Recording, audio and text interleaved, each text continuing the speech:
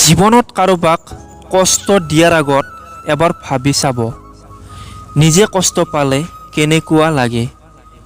মনত ৰাখিব, কাৰোবাক কষ্ট দি কোনো মানুহ বেছিদিন সুখত থাকিব নোৱাৰে। ভাল পোৱাতকৈ ভাল লাগি থকাই ভাল, কাৰণ তাত হেৰুৱাৰ ভয় নাথাকে। তোমাক যে পালো মই বহুত সুখী, কাজিয়া হওক নাইবা ভুল বুজাবুজি, আঁতৰি নাযাবা কেতিয়াও, লগতে থাকিবা তুমি, কাৰণ আপোন বুলিবলৈ এতিয়া আছা মাথো তুমি।